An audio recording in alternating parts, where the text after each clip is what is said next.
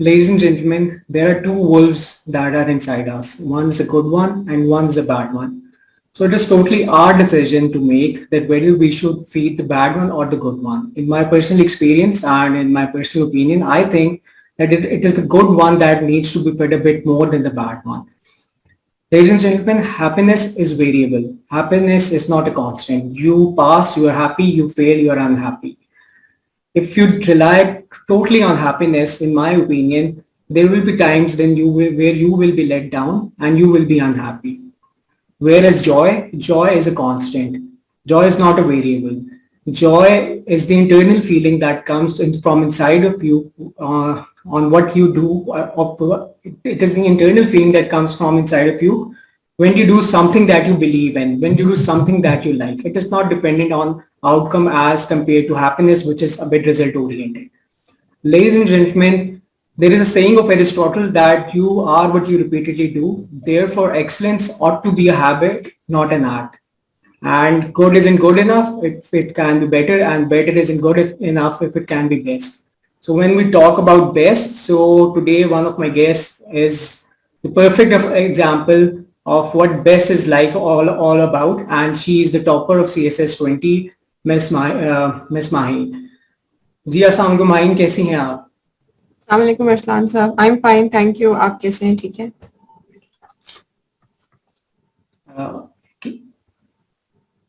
Can you hear me? Can you hear me? सब अल्लाह का शुक्र, सब खैरियत। First of all, I would like to thank you for being part of this platform from KIPS CSS Network. And I know you were traveling recently, but still you took some time out for us, and it is a great honor for us, to be very honest. And on the other hand, we would like to congratulate you on behalf of all KIPS family of securing first position, which I know like is a marvelous and excellent job done by yourself. So we would like to congratulate you wholly. And starting off with, I would just like you to know the structure of today's live session, what would it be, and what our audience would like to want to hear from our side. First 15-20 minutes, I will be like randomly asking you for a mixture of formal and informal questions, followed by last 10 to 15 minutes, we will be addressing queries that will be generated from our Facebook live session. जो भी कुछ पूछना चाहते हैं, obviously relevant queries would be answered, and we'll try to we'll try our level best to answer and address maximum number of queries that we can do in this short time span that we have.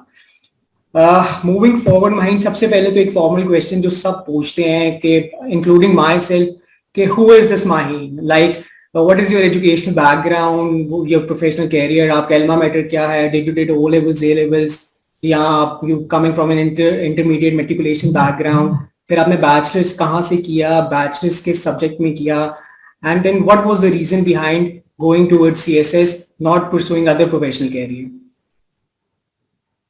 Thank you Arsalan. अस्सलाम वालेकुम everyone. थोड़ा सा background मैं अपना देती हूँ। My name is Maheen Hassan, as you all know. I am from Bhakkar, it is a district in Punjab. मेरा background जो है, मेरी फैमिली वहाँ से है, रूट्स मेरी वहाँ की हैं।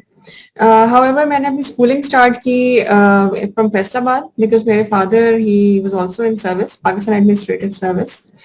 तो जब मैंने अपनी स्कूलिंग स्टार्ट की तो वी वर इन फैसलाबाद, तो वहाँ से मेरी स्कूलिंग स्टार्ट हुई। मेरी मोस्टली स्कूलिंग जो है वो लाहौर से है, बट फॉर ब्रीफ ड्यूरेशन मैंने बहावलपुर में भी पढ़ा, ऑलमोस्ट 1.5 years आई वुड से। स्कूलिंग मैंने मेट्रिकुलेशन अपनी की garrison academy for girls Lahore से। उसके बाद I joined Kinnaird to do intermediate में मेरे सब्जेक्ट्स थे maths, stats and economics, general science जिसको हम कहते हैं। मैंने उसमें इंटरमीडिएट किया। उसके बाद 2007 में इंटरमीडिएट कंप्लीट करने के बाद I joined LUMS for BSc honours in politics and economics. तो मेरा बीएससी ऑनर्स कंप्लीट हुआ 2011 में, 4 years का बीएससी ऑनर्स था। 2011 के बाद मैंने आई टुक सम टाइम ऑफ और मैंने सीएसएस की प्रिपरेशन स्टार्ट कर दी। It was always my goal. मैंने ऑलरेडी सोचा हुआ था कि जैसे ही बैचलर्स कंप्लीट होगा, घर से मुझे बहुत ज़्यादा मोटिवेशन थी। नेचुरली फादर को मैं देख के उनसे इंस्पायर होती थी, तो घर से यही इंकरेजमेंट थी कि मैंने जो है सीएसएस का एग्जाम देना है राइट आफ्टर माय ग्रेजुएशन। सो 2011 में ग्रेजुएशन कॉन्वोकेशन मेरा हुआ जून 2011 में. उसके बाद I started preparing for CSS और कुछ महीने मैंने प्रिपरेशन की. फरवरी 2012 में मैंने अपनी फर्स्ट अटेम्प्ट दे दी सीएसएस की. फर्स्ट अटेम्प्ट देने के फौरन बाद I joined urban unit, government of Punjab का एक, इट इज अ कंपनी. उस वक्त इट वाज अ प्रोजेक्ट. तो फॉर अ फ्यू मंथ्स मैंने उसको किया. उसके बाद I joined GC university Lahore for MPhil in political science. तो अक्टूबर में I joined MPhil in political science and at the same time मेरा सीएसएस का रिजल्ट भी आ गया, अल्लाह का शुक्र है. आई क्लियर्ड रिटन एग्जाम्स और मैंने साथ मेरा एमफिल भी चल रहा था. आई प्रिपेयर्ड फॉर द इंटरव्यू मैंने दिया. तो during my MPhil course work मेरी सिलेक्शन हो गई है एंड आई गॉट जिस सर्विस में मैं ऑलरेडी थी, इनलैंड रेवेन्यू सर्विस, जो कि पहले इनकम टैक्स ग्रुप था. There's a bit distortion, I guess. जी, can you hear me now?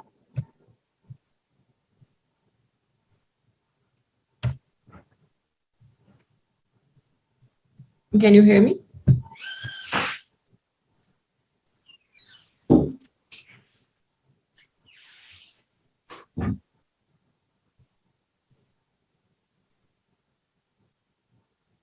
Arsalan साहब, मेरी आवाज आ रही है?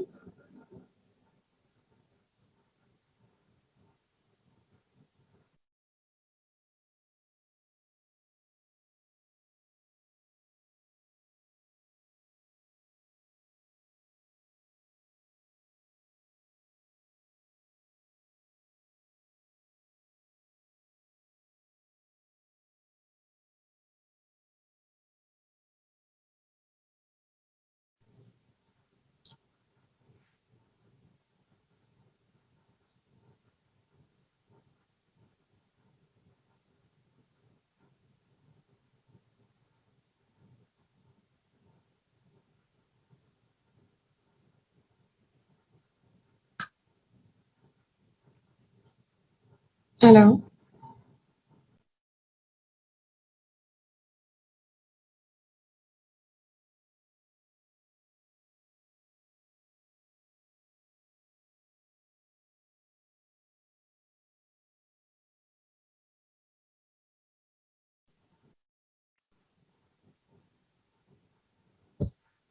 ओके, सॉरी व्यूअर्स, अरसलान साहब will join us in a bit. थोड़ा सा उनकी कनेक्टिविटी का इशू आ गया. So I will continue. मैं बता रही थी कि during my course work MPhil जो मैं कर रही थी जीसी यूनिवर्सिटी से, ड्यूरिंग माय कोर्स वर्क मैंने जो है वो सिलेक्शन मेरी हो गई इनलैंड रेवेन्यू सर्विस में और एट द सेम टाइम मेरा एमफिल का कोर्स वर्क भी कंप्लीट हो गया. इन द सेम ईयर 2013 मैंने अपनी कॉमन ट्रेनिंग स्टार्ट कर दी, which is the first training सारे ग्रुप्स की जो होती है इकट्ठे civil services academy Walton campus में. तो आफ्टर दैट मैं इस सिविल सर्विस में ही इंगेज थी. I gave my second attempt in 2015. उसमें माय मेरिट नंबर वाज 77. उसमें मेरी एलोकेशन नहीं हुई थी because I had given only 2 preferences, PS and foreign service. So 77 merit से पहले ये प्रेफरेंसेस जो है वो इनका मेरिट जो है वो खत्म हो चुका था. थर्ड अटेम्प्ट मेरी अभी 2020 में थी और अल्हम्दुलिल्लाह this time I cleared and got the group of my preference. Maheen, am I audible to you now? Yes, I can hear you. Okay, fine. अच्छा Maheen, एक question which like obviously एक काफी लोग ये question भी करते हैं कि they really relate CSS with luck factor. कि CSS is all about like obviously hard work does matter, but still it has a luck factor involved as well. So in terms of Maheen, how much percentage would she contribute towards luck and towards hard work? I would say that 25% is the luck factor and 75% is your hard work. And it is not just hard work. Hard work के साथ you have to be focused, you have to be determined. आपको बहुत systematically तैयारी करनी पड़ती है, subject by subject आपको चलना पड़ता है. You can not just go and sit for the exam हल्की फुल्की प्रिपरेशन करके या सिस्टमैटिकली प्रिपरेशन ना की हो, टारगेटेड तैयारी ना की हो. तो हार्ड वर्क डज मैटर. बगैर हार्ड वर्क के nothing is possible in the world. तो आई वुड से उसके बाद आप 70 when you are done with 75%, उसके बाद आई वुड से कि 25% कम्स इन और आपके फैमिली की दुआएं होती हैं, आपके फ्रेंड्स की दुआएं होती हैं. You have your faith. Faith is a very important part of the entire process. आपका Okay. फेथ अगर स्ट्रांग है तो you get where you want to be. But ये है कि हार्ड वर्क को भी रूल आउट नहीं करें। 75% is hard work, just work hard और luck comes afterwards. So basically, you're not negating the myth that has been created by the seniors. Definitely क्योंकि not. वो सही क्योंकि usually what I have joined like hundreds of forums, like मेरी interaction भी CSPs के साथ होती है, तो usually जो clear भी कर जाते हैं और जो जिनकी attempt रह भी जाती है वो luck को एक factor जरूर consider करते हैं. Like in terms of the percentage that passes every year, तो उसके accordingly तो obviously it seems like luck is involved in this process. तो वो आपने भी एक उसको justify कर दिया with your answer. Acha, Mahin, I know like the last time I talked to you on phone, you told me that you have a child, you have a family, plus you're working as a professional. Or in सब चीजों को how did you balance out like family, professional career, and your dream to pursue your CSS 2021 and clear it? तो इसको आपने किस तरह balance किया? Balance करने के लिए obviously it is all about priorities. दो तीन चीजें मेरे लिए लाइफ में इंपॉर्टेंट है। My family comes first. Family के साथ साथ career is also very important for me. So उसके साथ साथ ये भी थोड़ा सा है कि I have many friends, I have been a very social person overall in my life. तो ये तीन कंपोनेंट्स हैं मेरी लाइफ के। लेकिन इस CSS के प्रोसेस के अंदर, इसकी तैयारी में I had to limit my leisure activities, social activities, layer activities. I had to limit them. और जाहिर है मेरा ऑफिस भी साथ साथ चल रहा था। I had to manage family as well. अल्हम्दुलिल्लाह सारा कुछ हो गया। उसके अंदर I had to I made a schedule जिसके अंदर मैं अपना चेक करती थी किस टाइम में I could study the best, किन आवर्स में I could maximise my studies. उसमें मैं जो कि यूजुअली मेरे लिए अर्ली मॉर्निंग आवर्स होते थे। अर्ली मॉर्निंग आवर्स में पढ़ाई करती थी। उसके बाद I used to go to office और शाम को ऑब्वियसली नेचुरली फैमिली टाइम। लेकिन इस सब और वीकेंड्स पे I used to study more. इस सब के अंदर फैमिली की बहुत ज्यादा मुझे सपोर्ट भी थी नेचुरली। स्पेशली जब मैंने पढ़ाई करनी होती थी वीकेंड्स पे तो my family used to look after my son. और मेरी मदर स्पेशली जो है वो she has been looking after my son, specially Covid जब से शुरू हुआ और उससे पहले जब से मैंने CSS की प्रिपरेशन स्टार्ट की। तो इस सब के अंदर जो है मतलब आपको बस प्रायोरिटाइज करना पड़ता है नेचुरली। अभी इतने बड़े एग्जाम की प्रिपरेशन कर रहे हैं तो आप सोशल एक्टिविटीज लिमिट करनी पड़ती हैं, लेयर एक्टिविटीज आपकी लिमिट हो जाती हैं। It is for a few months but it definitely page of. सही। So basically, obviously, it becomes very difficult. Either Pakistan or subcontinent का जितना area है उधर एक ये myth create की जाती है. Obviously, it's not like it is a male dominated. एक वो factor तो है, लेकिन from a female's perspective भी, जैसे आपने खुद कहा कि obviously for you your family is your priority. तो वो factor तो इधर होता है. Many people I have seen, many colleagues, they have sacrificed their dreams just to be there for their family. लेकिन obviously एक मिक्स एंड मैच बैलेंस करके हर किसी को नहीं चलना आता. So this was the reason I wanted to ask you कि आपने ये बैलेंस किस तरह किया so that our audience know कि even if you have a family, you have a job, still you can pursue your dream. You just need to create a balance in your life. Balance. और उसके अलावा थोड़ा सा मैं यहाँ पे जरा मेंशन करूंगी, जिस तरह से हम कहते हैं कि हर कामयाब मर्द के पीछे एक औरत का हाथ होता है, आई वुड से कि हर कामयाब औरत के पीछे एक मर्द का हाथ होता है।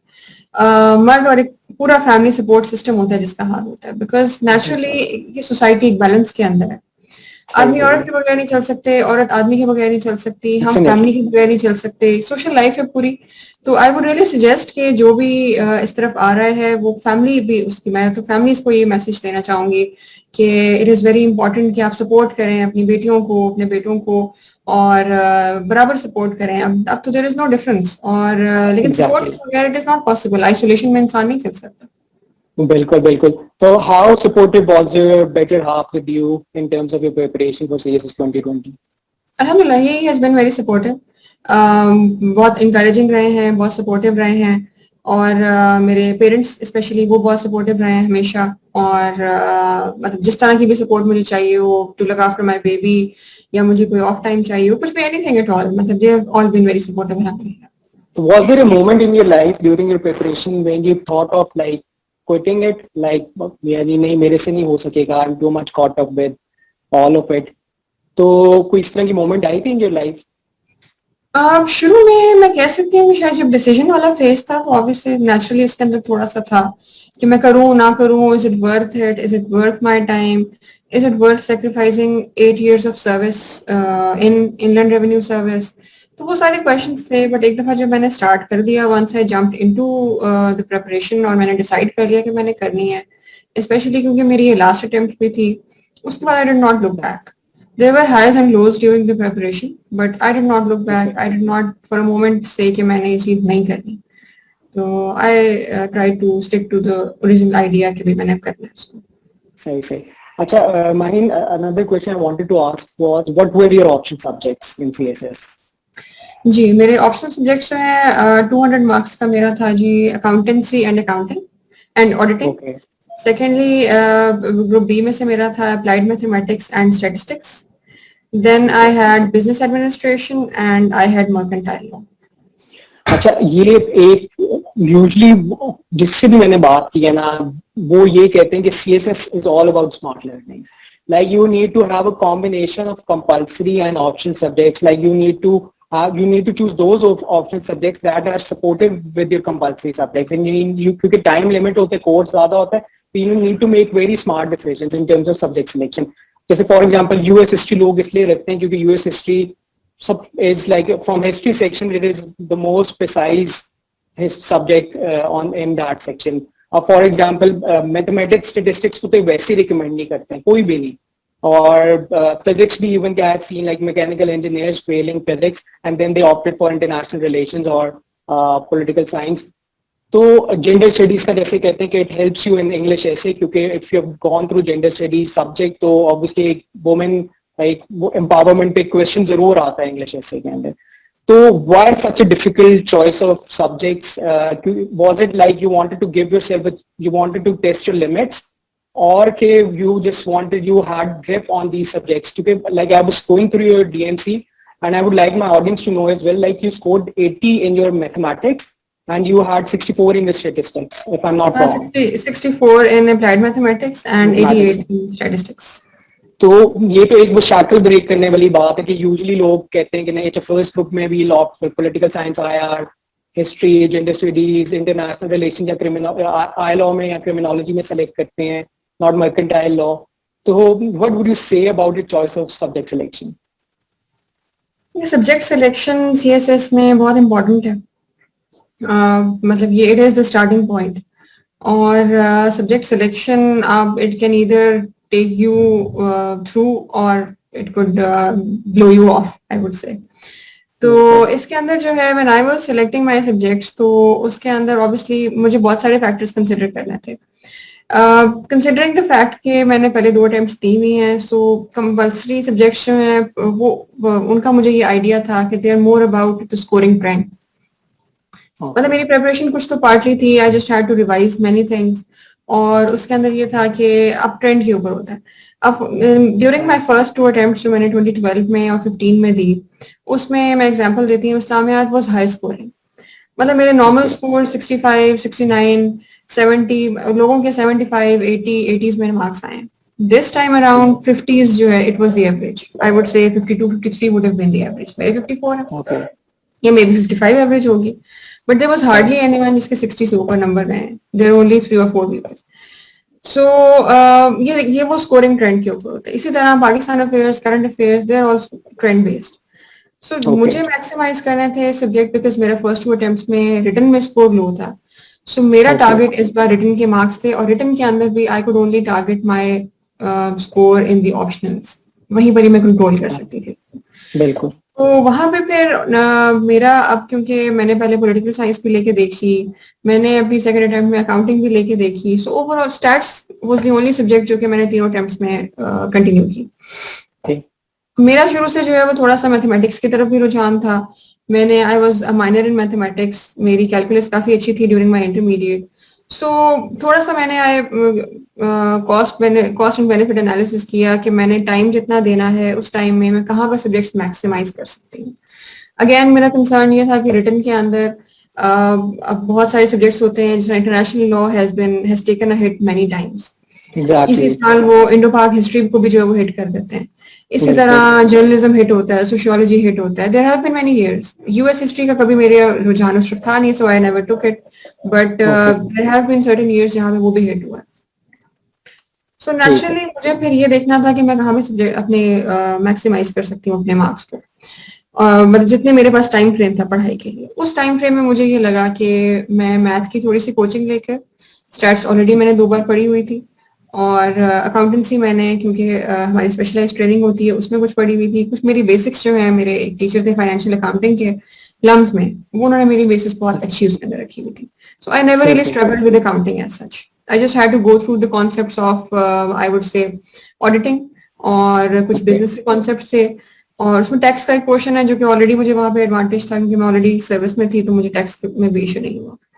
तो कुछ मेरा बैकग्राउंड था, कुछ मेरी इंस्टिंक्ट थी। मर्केंटाइल लॉ फॉर एग्जांपल मैं फर्स्ट टाइम पढ़ रही थी। बिजनेस एडमिनिस्ट्रेशन में फर्स्ट टाइम पढ़ रही थी। बिजनेस अच्छा अच्छा एडमिनिस्ट्रेशन अच्छा। Is a composition of many streams. HRM है, एग्जैक्टली, फाइनेंशियल मार्केटिंग, मैनेजमेंट है। Finance, exactly. जी एग्जैक्टली, फिर मैनेजमेंट अलग से है। तो देयर आर 5 और 6 डिफरेंट स्ट्रीम्स जो कि उसके अंदर एक उसमें कोर्स में, वो मुझे फर्स्ट टाइम, मार्केटिंग है वो मुझे फर्स्ट टाइम मैं पढ़ रही थी उसको। अच्छा तो अच्छा कुछ अच्छा। तो फिर I did make some effort.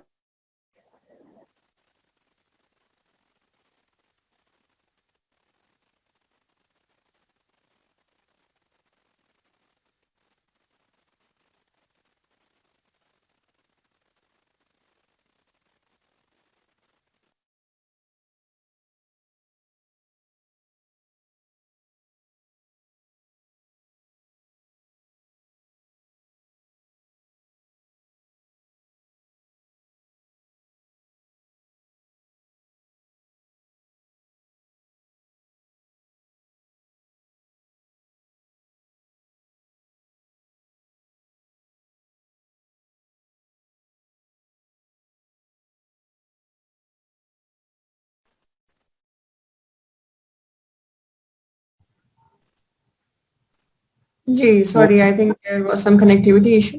No worries. Can you hear me? Yes yes, I can hear you. Am I अच्छा, सो ऑडिबल टू यू? जी, I was talking about my optional subjects कि overall they were a very high risk, but इस finance में मैंने ये चीज पढ़ी कि जी हाई रिस्क जो है वो हाई रिटर्न यील्ड करता है। बिल्कुल। लॉस भी जाहिर है हो जाए तो वो काफी हाई होता है, बट अल्हम्दुलिल्लाह ये वाला रिस्क जो है डिड पे ऑफ, तो इवेंचुअली फिर तो मुझे इसका फायदा। so it won't be wrong to say like instead of like 25% luck, it was like 30-40% luck that counted in your case, क्योंकि all together different subjects solve करना शायद जो आप सबकी फील्ड से relevant भी ना हो, तो it is a very difficult task in the first place. नहीं, इसमें आई वुड से कि लक फैक्टर तो ऑब्वियसली है, I would not discount that factor, but ये है कि इसमें मेहनत भी है। मतलब जो लोग कहते हैं कि मैथ स्कोरिंग नहीं है, आई डू नॉट एग्री। बिल्कुल। If you have studied it well enough, अगर आपने सही तरह प्रैक्टिस की है। स्टैट्स के बारे में लोग कहते हैं स्कोरिंग नहीं है, बट मेरी 3 अटेम्प्ट्स में first time I had 90, in the second attempt आई अच्छा, हैड माशाल्लाह। 85, दिस टाइम आई हैड 88। तो ये कंसिस्टेंटली मेरा, it has been a very loyal subject. इस तरह अच्छा अच्छा। अकाउंटिंग भी मेरा जो है, मुझे एग्जैक्ट मार्क्स अपने लास्ट टाइम के याद नहीं है, बट दे वर अबव 140। इस बार भी आई हैड 147। सो ये मैथमेटिकल सब्जेक्ट्स हैं, इसमें you need to focus on your concepts, mathematical और Obviously। फाइनेंशियल। अगर आपके कॉन्सेप्ट्स अच्छे हैं और आप मतलब सही तरह प्रैक्टिस आपने अच्छी तरह की है, तो फिर दे विल हील। ये आपको फिर इसमें बिल्कुल। मसला नहीं होगा। लक It's more फैक्टर जो of है वो I think ऑप्शनल है। जो सब्जेक्ट्स मेरे ख्याल से आपने ऑप्ट किए ना, इसमें practice is very important, like in जी जी मैथ्स, जी स्टैटिस्टिक्स, इवन जी बिल्कुल। अकाउंटिंग। मतलब हम, उसमें अगर आपकी जी जी, प्रैक्टिस के बचपन में बगैर सुनते आप थे नहीं जी कर सकते। Practice makes a man perfect, तो प्रैक्टिस बिल्कुल। Does make you make an aspirant perfect in this. तो luck factor I would say कि कंपल्सरी सब्जेक्ट में आते हैं। बिल्कुल बिल्कुल। मतलब आपका जो है वो ऐसे जहां पर आता है, फिर इस्लामियात भी कुछ साल ऐसे भी रहे हैं जहाँ पे इस्लामियात हैज टेकन अ हिट, तो वहां पे भी जो है वो बिल्कुल इट इज इम्पोर्टेंट, तो वो it is still a mix I would say. जी सही सही। अच्छा माहीन, एक जब भी whenever talk to different CSPs हैं, मेरी बात होती है, usually people they tell like they portray themselves as, to be honest, perfect, like हमने हमने ये भी किया, हमने वो भी किया, like they never highlight their shortcomings कि उन्होंने उनको किस तरह इम्प्रूव किया। So in your case, what were the advantages that you had in the first place, and what were the shortcomings you had which you improved, which led to such a success in your life? अच्छा, मेरी main shortcomings in the first two attempts जो कि मैंने identify की थी वो यही था कि मेरा रिटन का स्कोर दोनों बार कंसिस्टेंटली कम था। ठीक है। तो मेरा मेन टारगेट इस बार वही रहा है और it is reflected in my DMC as well. मेरे तो बिल्कुल। इंटरव्यू वाज रीजनेबली, मेरा इंटरव्यू का स्कोर इज ओके, मतलब I am not 100% I would say कि मेरे एक्सपेक्टेशंस के मुताबिक है, बट इट इज बिल्कुल। Okay, it is above average I would say. मेरे फर्स्ट अटेम्प्ट में 193 स्कोर था रिटन का, सेकंड टाइम 203 था। So इस बार I did not have very much to worry about as far as interview was concerned. But मेरा main concern इस बार जो है वो written का score था।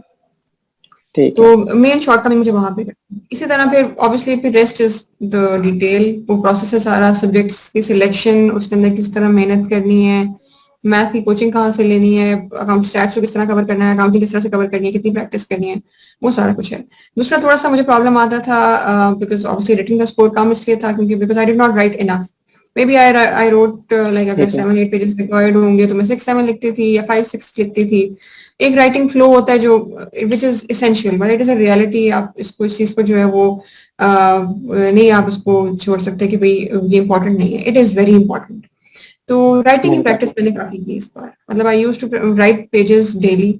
मतलब वो ये इट इज जस्ट लाइक आपका स्टेमिना आपने बिल्ड करना होता है। आप रनिंग करते हैं, आपको शुरू में आप थक जाते हैं जल्दी, बाद ऐसा ऐसा आपका स्टेमिना बिल्ड होता है और टाइम बिल्कुल। के साथ साथ आप ज्यादा फिर हाथ से लिख सकते हैं। तो that is the sort of thing that I did. तो ये दो चीजें हैं मेनली, ऑप्शनल में जो है वो स्कोर करना और दूसरा राइटिंग की practice.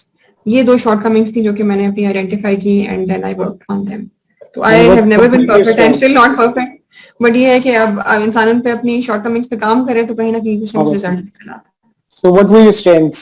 What would you consider as your strength strengths I in would terms say of कि preparation? जी स्ट्रेंथ्स आई वुड से कि इंग्लिश राइटिंग स्किल्स जो है, मतलब मेरा एक फ्लो जो है वो डेवलप हुआ था ड्यूरिंग लम्स। लम्स के 4 Okay. इयर्स में 4 इयर्स में एक्सेसिवली हमने लिखा। लम्स में रिसर्च पेपर्स, डेडलाइंस ये बहुत एक्सेसिव होती हैं। तो that was a sort of training जो कि मुझे वहां पर हुई और उसके बाद मुझे कभी दोबारा राइटिंग फ्लो का मसला नहीं हुआ।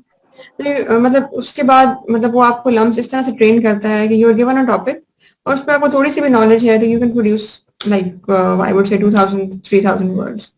ये लम्स की आई वुड से कि अच्छा, देन है। इसमें एक चीज I wanted to ask, अब यूजुअली लोगों से मैं जब पूछता हूँ ना, those who right research articles या उस तरह की चीज कहते हैं, वो कहते हैं कि इन रियलिटी हमारी वोकैबुलरी ज्यादा खराब है। उसकी वजह ये है कि when they type on word तो वो ऑटो करेक्ट करता रहता है। तो उसकी वजह से वो कहते हैं कि ग्रामेटिकली भी हमारे काफी एरर्स आते हैं, क्योंकि हमें तो आदत ही माइक्रोसॉफ्ट वर्ड की है, वो ऑटोमेटिकली करेक्ट कर दे। तो would you agree with it, like आपने भी ये चीज फेस की थी during your No, I practice? do not agree with this. नहीं नहीं नहीं, I would not agree with this. उसकी रीजन ये है कि इंग्लिश की फाउंडेशन जो है वो मतलब अगर ग्रामेटिकल एरर कोई कर रहा है तो वो तो फाउंडेशनल एरर्स है ना ये। तो इंग्लिश की बिल्कुल। फाउंडेशन अगर आपकी अच्छी है, जो कि मेरी इंग्लिश की फाउंडेशन स्कूल में रखी गई थी। My school was English medium, it was a very good school, teachers of English were amazing okay. और कुछ मुझे घर पे भी मेरी मदर ने पढ़ाया। वो मेरी फाउंडेशन बहुत इंग्लिश की अच्छी थी, बट उसके बाद एक राइटिंग फ्लो भी होता है। बिल्कुल। जैसे हम उर्दू में तशरीह लिखते हैं, हमारा फ्लो जो है वो अच्छा बनता है जब हम लिखते हैं। इंग्लिश का भी इसी तरह ही है, the more you write the more flow you, the better flow you develop. तो वो फ्लो मेरा लम्स में डेवलप हुआ। But as far as grammar is concerned, वो आपकी फाउंडेशन है और जब तक वो फाउंडेशन स्ट्रांग नहीं होगी you can not write well. Okay. Vocabulary अच्छी नहीं होगी, वोकैबुलरी के लिए you need to learn the words. आपको अच्छे वर्ड्स याद करने हैं, आपको स्पेलिंग ठीक रखना है। अगर ये इस तरह की गलतियां होंगी तो essay and precis it would be very difficult to pass them. सही। अच्छा, एक क्वेश्चन जो हर सीएसएस फोरम के ऊपर ना, खास तौर पर जो न्यू कमर्स होते हैं, न्यू एस्पायरेंट्स, दैट वो भी मैट्रिक के अंदर भी होते हैं, लेकिन उनका क्वेश्चन सिर्फ यही होता है कि how what is the preparation strategy, like हमारी रूटीन क्या होनी चाहिए, हाउ शुड वी स्टार्ट। ये एक question regardless of either they're in matriculation, intermediate या उन्होंने अगली दफा अटेम्प्ट देनी है, ये क्वेश्चन सबके जहन में होता है। तो would you like to elaborate on your preparation strategy as well? Preparation strategy वैसे तो आई वुड से कि हर किसी का अपना स्टाइल होता है। मतलब अब कुछ लोग जो है वो 5-6 घंटे पढ़ के वो ज्यादा ग्रास्प कर लेते हैं, कुछ लोग 10-10, 20-20 घंटे भी पढ़ लेते हैं और फिर वो ग्रास्प नहीं इतना कर सकते। हर एक बिल्कुल अपना स्टाइल होता है। कुछ लोग 4 महीने की प्रिपरेशन में बड़ी अच्छी पोजीशन ले लेते हैं, कुछ लोग मंथ्स लगा देते हैं, ईयर्स लगा देते हैं और उसके अंदर जो है वो उसको जो है रिजल्ट निकलता है। तो मैं अपना अगर स्केड्यूल आपसे शेयर करूं तो इस पर्टिकुलर अटेम्प्ट में और थोड़ा बहुत पिछले अटेम्प्ट्स में भी ये था कि usually I used to study for CSS early in the morning, because जब आपका माइंड थोड़ा सा फ्रेश है तो आप उसको जो है वो चीजें ज्यादा अच्छी ग्रास्प कर सकते हैं। बिकॉज बिकॉज बहुत बिल्कुल सारी चीजें कंसेप्चुअल है और आपने बहुत सारी चीजें याद भी रखनी है। तो माइंड जब आपका फ्रेश है आप तभी उन चीजों को अच्छा ग्रास्प कर सकते हैं। तो I used to study early morning, इस बार तो ज्यादा अर्ली मॉर्निंग बिकॉज ऑब्वियसली मेरा ऑफिस सुबह 9 शुरू होता था। So I used to study before the office. तो पहले ओके वाली अटेम्प्ट्स में I used to study start at like 8 AM or something. जब आप उठ के आपका माइंड फ्रेश है, थोड़ा सा आप अपने आप को फ्रेश करें, उसके बाद आप पढ़ने बैठ जाएं। तो बिल्कुल that used to be my style. लेकिन हर देन अगेन कुछ लोगों को रात को पढ़ने की आदत होती है। Until my graduation I would से मैं रात को ज्यादा पढ़ने की आदत थी। बट यहाँ पर I change my strategy a bit ताकि मुझे चीजें रिटेन रहें। उसके बाद फिर रिविजन का रोल बहुत इंपॉर्टेंट है इसके अंदर। I would advise the candidates कि एटलीस्ट 2 टाइम्स तो रिवाइज करें, 3 टाइम्स हो जाए तो इट इज इवन बेटर। लेकिन okay revision is very important और साथ साथ भी रिवीजन करें। जो टॉपिक आप आज पढ़ रहे हैं उसको कल एक दफा हल्का सा रिवाइज करें and then move on to the next topic. इस तरह से आपको चीजें रिटेन होती हैं। तो ये कुछ चीजें हैं जो मैं फॉलो given that कि आपके जो subjects थे they weren't that much interlinked with each other. Obviously options की तो all together you had to prepare from the scratch. तो उस from that perspective, like how much time, like as a first position holder, how much time did it take you to prepare, like in terms of months? क्योंकि ये भी बच्चे ना, although it is not justified to ask this, क्योंकि everyone has their own picking ability और उनका अपना, हर किसी का एक अपना वो होता है। लेकिन as per you, how many months did it actually took you to prepare for your optional subjects as well? I would से ये मैंने प्रिपरेशन जो प्रॉपरली स्टार्ट की थी it was around mid September. I had Okay, decided by the end of July or start of August that I would give the attempt. But मुझे okay, preparation start करते करते decision को finalise करते decision properly लेते हुए थोड़ा सा मुझे टाइम लग गया। And then as usual I had some travelling to do because my husband was posted in Balochistan at that time. So वो भी कुछ okay, चीजें बीच में आ गई। तो मुझे थोड़ा सा अगस्त में मैंने हल्का फुल्का स्टार्ट किया but it was not proper systematic नहीं था। तो अगर okay, मैंने सही तरह स्टार्ट किया it was around mid September. okay. तो अगर वहां से स्टार्ट करें तो I think I prepared for like 5 to 6 months I would से। अच्छा, उसके अंदर जो है I finished my preparation. so it's quite a limited time span. Like obviously, I can understand how much time effort that is time is put the in. Only thing. हाँ जी, time जो है ना ये ऐसी चीज थी जो कि बहुत लिमिटेड थी मेरे पास in terms of days, in terms of months. बहुत लिमिटेड टाइम था मेरे पास बट अल्लाह का शुक्र है अल्हम्दुलिल्लाह। अच्छा, इस चीज से एक बात I wanted to ask you, फिर हम will move forward to other questions. Like let's go back 2 weeks ago and suddenly you saw your result and you stood first. So what was your initial reaction to it? It was hard to believe, थोड़ा सा। It was something I had wished for, but Okay, I did not know that I would actually get it, obviously. मुझे जब पता चलना शुरू हुआ कुछ online ही मुझे कुछ पता चलना शुरू हुआ। फेसबुक पे कुछ लोगों ने पोस्ट किया, कुछ लोगों ने कॉल की, कुछ लोगों ने बताया कि आपकी फर्स्ट पोजीशन है। बट थोड़ा सा नेचुरल इंस्टिंक्ट ये होती है कि जब तक ऑफिशियली नोटिफाई ना हो जाए तब तक obviously you can not unfortunately. Really believe the whole thing. तो शुरू में तो it was a bit of disbelief but Allah का शुक्र है। देन उसके बाद फिर कंफर्म होता गया, उसके बाद नोटिफाई भी हो गया तो इट वाज द केस। तो इट वाज Expect किया था वेरी आपने, like were you expecting it, like you and your family, that you'll stood first in CSS 2020? I had hoped and prayed for it. I had hoped especially for PAS जो कि मेरी first preference थी। But I would not Right. really say that I was sure कि मेरा जो है ये first position आएगी। तो it was something obviously जो कि अल्लाह ताला का करम है। So मतलब what I did might you have had in your mind? um, nothing particularly, बस मेरी दुआ ये रहती थी कि बस मेरा जो preference है मुझे वो मिल जाए। I had given only one preference this time, सिर्फ मैंने Okay, PAS दी थी preference। तो okay, मेरी बस दुआ ये थी कि वो चीज हो जाए। बाकी ये है कि नेचुरली ख्वाहिश हर एस्पायरेंट की होती है जो भी एग्जाम देता है और स्पेशली रिटन क्लियर कर जाता है कि भाई मैं टॉप कर जाऊं। बिल्कुल। वो भी थी नेचुरल। बाकी ये है कि अल्लाह का शुक्र इट हैपेंड।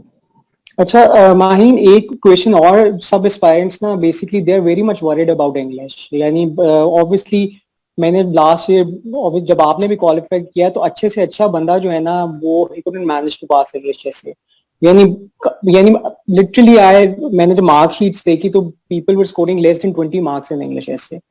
तो how do the aspirants who will be appearing next year, how should they tackle English ऐसे एंड प्रेसी एज वेल? इंग्लिश ऐसे में तो दो तीन चीजें हैं. सबसे पहले तो इंग्लिश फाउंडेशन की मैं बात करूंगी, जो मैंने अभी थोड़ी देर पहले भी बात की. इंग्लिश ग्रामर बहुत जरूरी है और अच्छा इंग्लिश राइटिंग फ्लो. ये दो चीजें अगर आपकी नहीं होंगी तो it is very difficult to tackle the essay. मतलब अगर आपकी स्पेलिंग मिस्टेक्स हैं, अगर आपकी ग्रामेटिकल एरर्स हैं आपके ऐसे के अंदर, Okay. तो you are not going to pass. आपकी अगर इंग्लिश Okay. ठीक नहीं है, सिंपल, अगर मैं सिंपल स्टेटमेंट में दूं तो इंग्लिश अगर आपकी बेसिक्स ही ठीक नहीं है तो you are not going to pass essay. Okay. उसके बाद एक इम्पॉर्टेंट चीज होती है ऐसे के अंदर फोकस. आप जिस टॉपिक से डील करें. ज्यादा लोग ऐसे में क्यों फेल होते हैं? Because they lose touch. IMF का टॉपिक अटेम्प्ट करना शुरू किया है तो आईएमएफ का टॉपिक बड़ा जनरल सा टॉपिक था इस बार. It was not about Pakistan. But candidates they tend to lose track और वो फोकस्ड सिर्फ पाकिस्तान पे करके, वो बहुत सारे लोगों को मैं जानती हूँ जो सिर्फ पाकिस्तान पे ऐसे लिख कर आए. That is problematic. आपसे जो पूछा गया है क्वेश्चन के अंदर, चाहे वो ऐसे हो, चाहे वो पाकिस्तान अफेयर्स हो, चाहे वो करंट अफेयर्स हो, you have to stick to the बिल्कुल. टॉपिक. वो बहुत एक फोकस्ड एस्पेक्ट होता है, आपने उसी को जो है उस पर फोकस्ड रहना है. तीसरा ऑब्वियसली आउटलाइन पे फोकस करें. नॉलेज बेस अपनी बढ़ाएं. जितनी नॉलेज ज्यादा होगी उतने बेहतर आर्गुमेंट्स दे सकेंगे. ऐसे के अंदर argumentation is very important. Arguments जो है वो अपना थीसिस स्टेटमेंट तो फर्स्ट पैराग्राफ में दे दें और उसके बाद अपने थीसिस स्टेटमेंट को सपोर्ट करें. That is also very important. That is something that I followed in all three attempts. तीनों में जो मैंने Okay. ऐसे ऐसे लिखे, मैंने थीसिस स्टेटमेंट हमेशा फर्स्ट पैराग्राफ में देकर उसके बाद I elaborated on my. उसके बाद प्रेसी के अंदर भी प्रैक्टिस की जरूरत होती है बहुत ज्यादा. प्रेसी हो गई. तीन इंपॉर्टेंट पार्ट्स हैं इसके: precis, composition and now translation as well. पहले ट्रांसलेशन नहीं होती थी, अब translation is also part of the paper. ये इन तीन चीजों में प्रैक्टिस के बगैर इट इज नॉट पॉसिबल. आपने इधर से प्रैक्टिस भी करनी है और किसी को ये चेक भी करानी है. किसी सर्टिफाइड टीचर को, किसी अच्छे इंग्लिश के टीचर को ये चेक भी कराना है और कोशिश करनी है कि जितनी इंप्रूवमेंट हो सके इसमें करें. अगर अभी से प्रिपरेशन स्टार्ट कर रहे हैं, मुझसे प्रेशर नहीं पड़ेगा, डेली एक प्रेसी लाजमी करें और किसी को दिखाएं. ठीक है. फिर उसके बाद एक बहुत इंपॉर्टेंट चीज आती है वोकैबुलरी. वोकैबुलरी और इडियम्स स्पेशली टाइमली स्टार्ट करें. टाइमली स्टार्ट करके डेली 10-20 तक प्रेशर ना पड़े. एंड पे एक महीने के अंदर, 15 दिन के अंदर, इवन 2 महीने के अंदर भी इडियम्स और vocabulary it is not possible to cover it all. अगर आज से प्रिपरेशन स्टार्ट कर रहे हैं, 10 से 20 वर्ड्स डेली के याद करें और रोजाना उनको रिवाइज करें. तो ये छोटी छोटी चीजें जो कि करेंगे तो What should be the ideal word limit in English essay? Word limit given होती है 2500 to 3000 words. It is best to, I think 3500 या 3000 वर्ड्स होते हैं. It is best to stick to the word limit. Minimum 2500 words हो. मतलब 2500 words तक ऐसे usually मेरा तो कंप्लीट हो जाता है. तो I stick to the minimum word limit. तो जैसे ही वो क्रॉस हो तो I just finish the essay proper conclusion के साथ. In your attempt, sorry, what was the topic that you attempted in English essay? इस अटेम्प्ट में आई अटेम्प्टेड द टूरिज्म वाला टॉपिक जो था. आई think it was about promoting tourism in Pakistan, opportunities and challenges. I attempted that. Like it was very tough. Like the people who opted for this topic, they couldn't make it through English essay this year. जी कुछ some have made it through like me, और मैं कुछ और लोगों को जानती हूँ जिनका हुआ है. But काफी लोगों का नेचुरली, अब इतने सारे 18,000 कैंडिडेट्स अपेयर हुए हैं तो काफी लोगों ने जो है वो डिफरेंट एसेस किए हैं.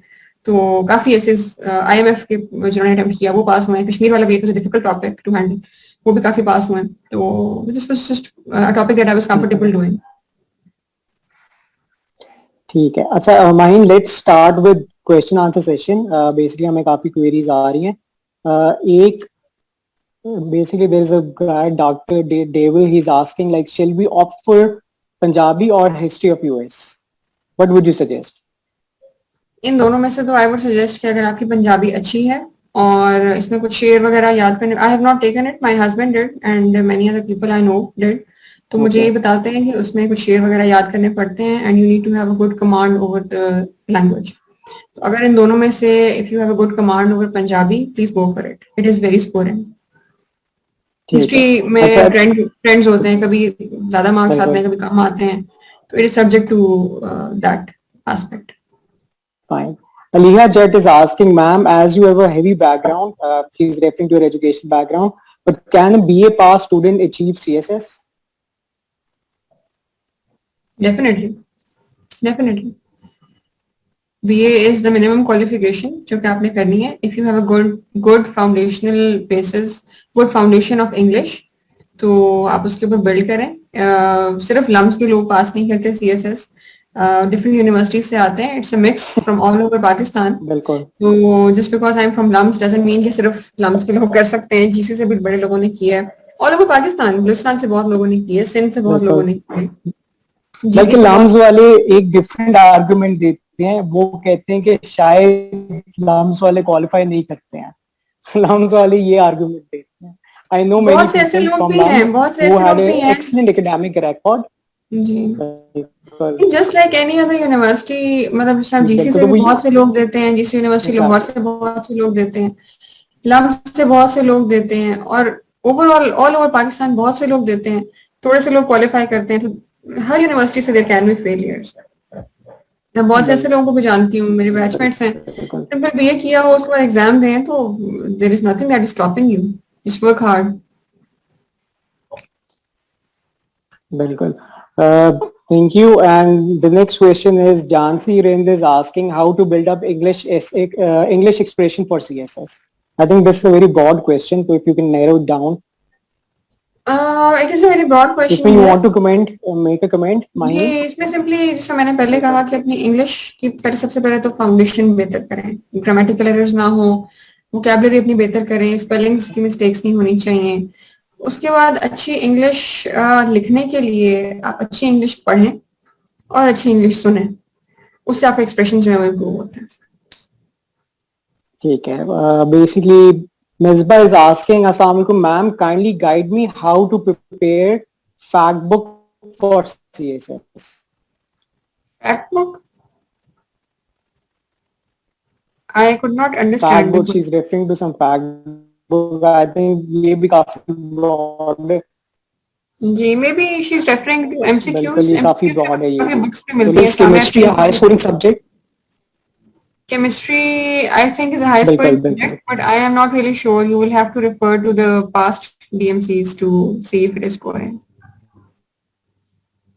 Okay, thank you. Asif is asking, Islamic study Urdu में रखनी चाहिए या इंग्लिश में? I would encourage you to keep it in English, क्योंकि आप बाकी सारे पेपर्स जब इंग्लिश में दे रहे हैं, Any specific reason? आप जब बाकी सारे पेपर्स इंग्लिश में दे रहे हैं, तो I don't think there is any reason कि आप इसको उर्दू में दें। तो लेकिन ये है कि क्योंकि एफपीएससी ने प्रोविजन दी हुई है, आप इंग्लिश में भी दे सकते हैं, उर्दू में भी दे सकते हैं, it is completely up to you. इसमें कोई नेगेटिव मार्किंग नहीं होती, जाहिर है you are legally allowed, but I would encourage कि आप इंग्लिश में जो है इसको अटेम्प्ट करें। अच्छा माहिन, आपने कोई हिस्ट्री सब्जेक्ट रखा था in all of your attempts? जी जी, मेरी फर्स्ट अटेम्प्ट में इंडो पाक हिस्ट्री थी। ठीक है, ठीक है। अच्छा, एक इससे relevant there is a question by Mahin, she is asking should we opt for US history or Indo-Pak is better, as Indo-Pak history is linked to Pakistan affairs as well. अच्छा, इंडो-पाक हिस्ट्री का age of recent times paper काफी मुश्किल आने लगे, तो I would suggest that you refer to past papers, एक दफा देखें and see if you are comfortable with it. Otherwise इसमें कोई शक नहीं है कि इंडो पाक history is related to Pakistan affairs, current affairs. अगर आप पॉलिटिकल साइंस रख रहे हैं, कहीं ना कहीं वहां भी आपको हेल्प हो जाती है। तो ओवरऑल भी आपकी ओरिएंटेशन बनने में, आपकी नॉलेज बिल्ड करने में इंडो पाक history is very helpful. But given the kind of detail that they are asking in the papers, you need to see if you are comfortable with all of it.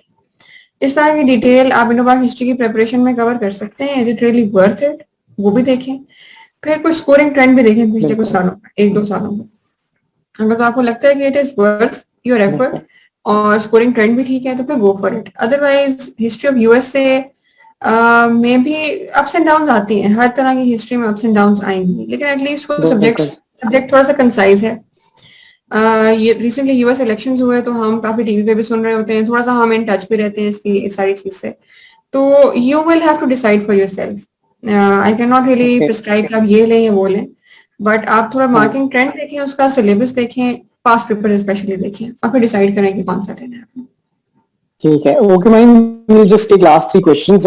One is, hello, for a person who has worked for around 6 to 7 hours a day and cannot skip his work routine, how do you suggest he should approach the preparation? I think she's already answered that.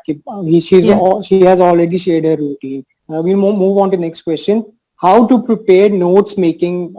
Like I think he wants to ask, how should we make notes for CSE, for subjects? Any criteria for that? No there is no criteria for notes. मुझसे किसी और ने भी ये Twitter पे question पूछा हुआ था कि मैं नोट्स प्रिपेयर कर रहा हूँ तो how should I make the notes, कितने लंबे नोट्स होने चाहिए। तो मैंने उनको यही रिस्पॉन्स दिया कि आई कैन नॉट रियली प्रिस्क्राइब कि आपने नोट्स किस तरह के प्रिपेयर करें, इट डिपेंड्स ऑन यू। मतलब आई कैन सजेस्ट कि आप एक पेपर में कितने नंबर ऑफ पेजेस लिखने चाहिए मिनिमम, और कितने ज्यादा बढ़ा सकते हैं उनको depending on your time and your time management. लेकिन I can not really suggest कि आप नोट्स में कितने पेजेस या किस स्टाइल से उसको प्रिपेयर करें, because essentially theoretically speaking notes तो आपके ऐसे होने चाहिए कि जिसके अंदर सारी इंफॉर्मेशन हो ऑन अ सर्टेन टॉपिक, और वो सारी इंफॉर्मेशन जो है जब उसमें से जो पेपर के अंदर आता है आप उसको फिल्टर आउट करके आप उसको लिख सकें। Notes need to be comprehensive अगर आप नोट्स बना रहे हैं, but I would suggest that do not focus too much on the notes. मतलब अगर आपके नोट्स बहुत अच्छे हैं and you are wasting all your time making the notes rather than studying the concepts, तो आई थिंक उसका भी कोई फायदा नहीं है। थोड़ा देख लें, थोड़ा प्रायोरिटाइज कर लें कि किस तरह से आपका स्टाइल है पढ़ने का, किस तरह से जो है आप उसको अटेम्प्ट कर सकते हैं, किस तरह नोट्स बनाने की आपको जरूरत है। पॉइंटर्स में भी लोग नोट्स बनाते हैं, I used to make notes in pointers, end पे मैं बस पॉइंट्स में रिवाइज कर लूं, तो it's up to you. Was it helpful, like making points? क्योंकि काफी स्टूडेंट्स हमारे होते हैं, उनको एलैबोरेट करने में भी बड़ा मुश्किल हो जाता है। लाइक वो अगर पॉइंट्स में बना लेते, when the time comes they need to further elaborate those points, तो उसमें भी उनके फिर vocabulary issues आ जाते हैं। जी, this comes down to your writing flow. मतलब जैसे मैंने आपको बताया कि राइटिंग फ्लो आपका इतना अच्छा होना चाहिए कि if you are given a topic you can elaborate on it. So मेरे लिए इट हैज ऑलवेज वर्कड। मेरे लिए अगर पॉइंटर्स होंगे तो आई कैन एलैबोरेट, हेडिंग्स अगर मैंने देखी हुई होंगी तो I can elaborate on the headings. Okay, so there's another question that has been asked. Is there any YouTube channel that you went now and then just for you to improve your English? Any YouTube channel you would want to suggest? I have not seen any kind of YouTube channel इस तरह का। उसकी reason ये है कि मुझे कभी, अल्लाह का शुक्र है, मेरी फाउंडेशंस ठीक थी। I did not really need it as such, तो I didn't go for it. लेकिन ये है कि देयर इज दिस टीचर, मुझे इंटरव्यू में हेल्प की थी in my first attempt. Mushtaq Mahindro उनका नाम है, मुश्ताक MAHINDRO। उनका चैनल है यूट्यूब का, यू कैन, वो थोड़ा सा इंग्लिश पे भी गाइड करते हैं, तो you can see it. He is a really good teacher और he has been giving CSS coaching for very long time. तो वो उनका देखें तो इंग्लिश का उनका लेक्चर्स कुछ थे, they were very good. Okay. Any tips and tricks you want to give our aspirants relevant to exam attempting? क्योंकि ये भी एक चीज वो बच्चे बहुत पूछते हैं कि just obviously this is a very broad topic as well, but still like how to score high marks in optional subjects? मेहनत करें और फोकस्ड रहें। मतलब पास्ट पेपर्स देखें, फोकस इस तरह से रहा जाता है कि कंसेप्चुअल क्लैरिटी होनी चाहिए, चीजें जहाँ पे याद करने वाली हैं उनको रिटेन करने की कोशिश करें, वो रिवीजन से रिटेन होती है। फिर time management is very important. Time management आपकी शुरू होती है तैयारी से पेपर अटेम्प्ट करने तक। तैयारी से टाइम मैनेजमेंट इस तरह शुरू होती है कि आपने किस टॉपिक को और किस सब्जेक्ट को कितना टाइम देना है और कितने महीनों में करना है, और ओवरऑल कितने महीने आपने स्पेंड करने हैं कि आप रिवीजन भी बाद में कर सकें। That is time management before the exam. Time management during the exam is about how you attempt the paper. 4 questions आपको दिए गए हैं एंड वेरी लिमिटेड टाइम और काफी लंबा लिखना होता है, so you need to prioritise. आपने वहां पर भी देखना है कि आपको जो है वो आपने एक क्वेश्चन के ऊपर आपने 10 पेज नहीं लिख देना कि आखिरी क्वेश्चन पे आपके पास सिर्फ 4 पेजेस की जो टाइम बचे। बिल्कुल। तो time management is very important, तो ये भी प्रैक्टिस से आता है। तो ओवरऑल टिप्स तो मैं तो यही दूंगी, बाकी ये है कि have faith in Allah, faith कभी नहीं जाने देना, उसके बगैर दुनिया में कुछ भी पॉसिबल नहीं है। CSS is just one aspect of life, इसके अलावा हर चीज के अंदर फेथ, किसी की तरह की भी सक्सेस अचीव करनी हो फेथ के बगैर, अल्लाह ताला के भरोसे के बगैर you can not go on. Okay, any message you want to deliver, क्योंकि काफी लोग डीमोटिवेट, जो फॉर एग्जांपल जिनके those people who couldn't make it through this attempt, obviously काफी डीमोटिवेशन भी है। काफी जगह मैं मैसेजेस पढ़ा था, वो यहाँ तक कह रहे थे कि basically institutes they are supporting only, they are only talking about the toppers, not those who failed. तो हमारा क्या कसूर है? If you want to give them a message, a boost of motivational words, that will really help them to overcome those failures and reappear in the next attempt. देखिए, मैं तो इसमें simply ये कहूंगी कि CSS is not the only thing in the world. Competitive examination is naturally competitive. There are limited number of seats, or it is a very, I would say, cutthroat competition. Just because you are not making it in this kind of a paper, maybe you are meant for something else. और हर एक का life का अपना journey होता है, और life का अपना आपने जो है वो अब you can not sit down and identify कि जी मेरा ये जर्नी है। You are aspiring for something, you are not successful, एक दफा किया, 2 दफा किया, 3 दफा किया, it doesn't matter you are incompetent, it doesn't mean you are incompetent.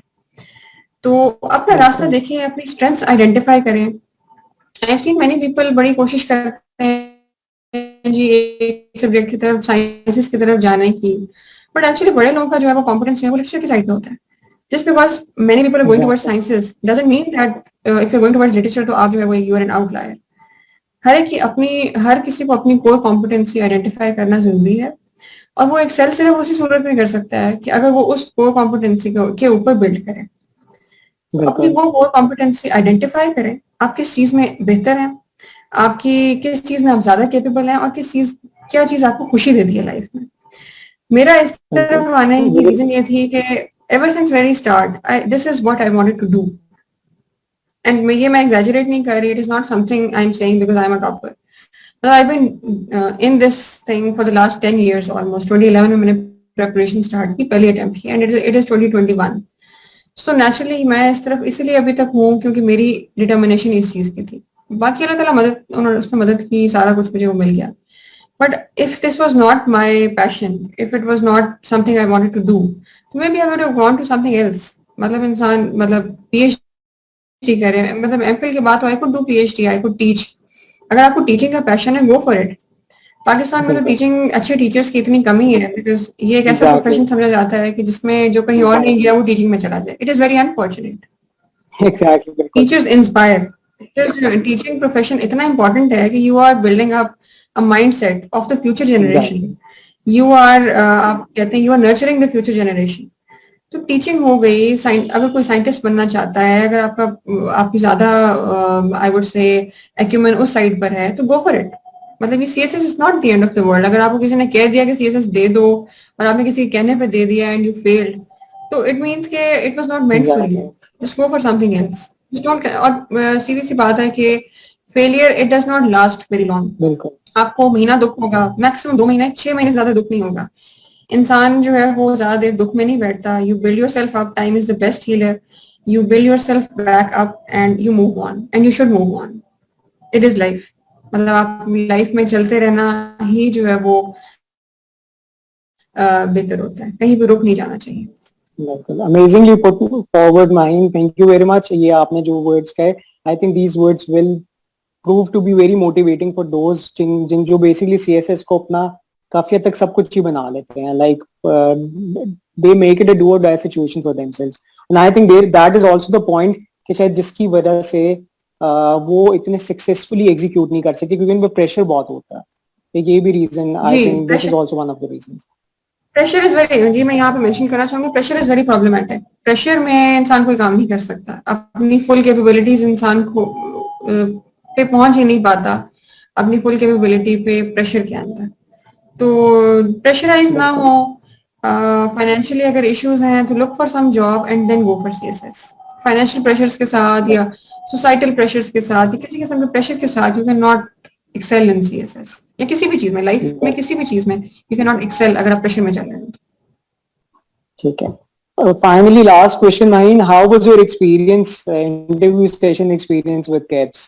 Like, did it help you in your journey towards success? Was it like, did you consider it as it played a very pivotal role in your success as well? Definitely मैंने एक mock interview दिया था kips में. It was a very good interview. It was very encouraging specially because मैंने काफी later stage पे जाके almost मेरे ख्याल मार्च के बिफोर अ वीक और टू बिफोर माय इंटरव्यू मैंने इंटरव्यू दिया था. And I just wanted to sort of test my abilities कि मैं वेयर आई स्टैंड. और the panelist overall they were very motivating और क्वेश्चंस जो हैं वो मतलब मुझे काफी डाइवर्स मिले वहां पर. तो it was really good in that sense.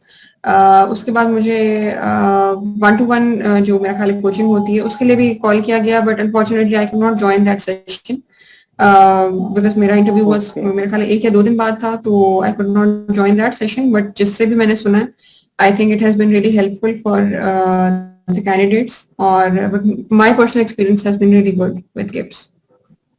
उसमें ये था कि basically art director doctor Shahid Wazir Khan, he took solely upon himself to coach, to give a one-on-one free live, free interview session to all the aspirants, all those who were preparing for interview. तो जिनसे भी मेरी बात हुई ना, तो they were very happy to be part of it, क्योंकि वो कह रहे थे. और मोस्टली ये हुआ कि I was hearing few of the CSPs जिन्होंने भी क्वालिफाई किया, they were saying कि जो वो पोजीशन कहते थे ना, जो वो ग्रुप कहते थे, तो 90-95% बच्चा उसी ग्रुप में फॉल करता था. तो वो शायद उनका एक एक्सपीरियंस है जिस वजह से obviously is in this business since 2 decades last. तो ठीक है Maheen, thank you very much for joining, and like you will always be, KIPS CSS will always be your second home. Whenever you need us, inshallah we'll always be there for you. Good luck for the future, and thank you once again for joining us. Thank you. Thank you very much. Thank you.